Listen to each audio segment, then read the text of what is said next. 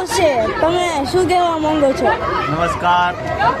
આજનો જે પર્વ છે મકર સંક્રાંતિ, જે આપણા હિન્દુ શાસ્ત્ર પ્રમાણે બહુ જ સારો દિવસ અને બહુ સુંદર દિવસ કહેવાય છે કે આજના દિવસે પિતામહ ભીષ્મએ આજના દિવસે એના પ્રાણનો ત્યાગ કર્યો હતો અને આજના દિવસે સૂર્યમાં મકરનો પ્રવેશ થયો હતો, એટલા માટે મકર સંક્રાંતિ કહેવામાં આવે છે. અને બીજું કે આજના દિવસે દાનનું બહુ પુણ્ય છે, દાનનું બહુ મહત્ત્વ છે.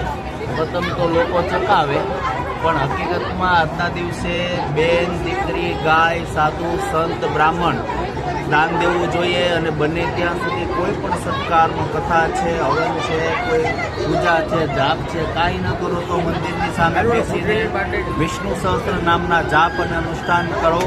આનીથી આપણું જીવન સારું બને, ભગવાન આપણને સારી લક્ષ્મી પ્રદાન કરે, સારું આરોગ્ય પ્રદાન કરે, એવી ભાવના સાથે બધાને હેપી મકર સંક્રાંતિ. પણ આ ખાસ કરીને પતંગ ન ચગાવો તો બહુ વધારે સારું છે. લોકો ચગાવે છે તો આપણે ના નથી પાડતા, પણ અમુક લોકો પણ આમાંથી એવું નિયમ લે કે મારે નથી ચગાવી આ વર્ષથી, તો આપણે બે પક્ષી જે ઓછા મેળા એ પક્ષી સામે જુઓ, જેવો જીવ આપણામાં છે એવો મોટા હાથીમાં અને નાની કીડીમાં પણ છે, એવો જીવ કબૂતરોમાં છે. તો દરેક વ્યક્તિએ એમનું પણ જતન કરવું એવી વિનંતી. જય શ્રી રામ.